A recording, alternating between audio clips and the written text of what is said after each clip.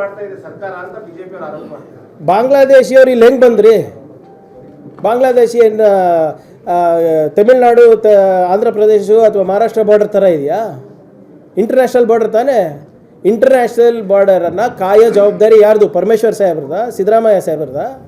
ಅಮಿತ್ ಶಾ ಅವ್ರು ಏನು ಮಾಡ್ತಾರೆ? ಅಮಿತ್ ಶಾ ಅವ್ರಿಗೆ ಇಂಟ್ರೆಸ್ಟ್ ಇರೋದು ರಾಜ್ಯ ಸರ್ಕಾರ ಬೀಳ್ಸೋದಕ್ಕೆ ಅಷ್ಟೇ. What is mister Amit Shah doing? ಈಗ ಒಬ್ಬ ಬಾಂಗ್ಲಾದೇಶಿ ಇರ್ಬೋದು, ಒಬ್ಬ ಪಾಕಿಸ್ತಾನಿಂದ ಏನು ಭಯೋತ್ಪಾದಕ ಬರಬೇಕಿದ್ರೆ ಎಲ್ಲ ಬಿ ಜೆ ಪಿ ರೂಲ್ಡ್ ಸ್ಟೇಟ್ಸಿಂದಾನೇ ಬರಬೇಕಲ್ಲ. ಆ ಕಡೆ ನಿಮ್ಮ ಅಸ್ಸಾಂ ಬಾರ್ಡ್ರಿಂದ ಬರಬೇಕು, ಅಲ್ಲಿ ಯಾರು ಗಡಿ ಕಾಯ್ಬೇಕಪ್ಪ? ಅಲ್ಲೂ ನಾವೇ ಗಡಿ ಕಾಯ್ಬೇಕಾ? ಹೆಂಗೆ ಬರ್ತಾ ಇದೆ ಹೇಳಿ? ಈಗ ಆಧಾರ್ ಕಾರ್ಡ್ಗಳು ಮಾಡಿಸ್ಕೊಂಡಿದ್ದಾರಲ್ಲ, ಇಲ್ಲಿ ಹೆಂಗೆ ಬರ್ತಾ ಇದ್ದಾರೆ? ಇಲ್ಲಿ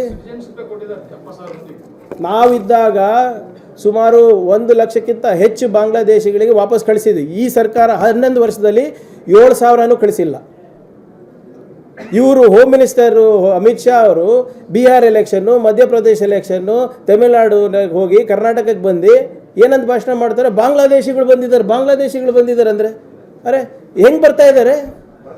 ಅದೇನು ಅವ್ರ ಜವಾಬ್ದಾರಿನ ನಮ್ಮ ಜವಾಬ್ದಾರಿನ?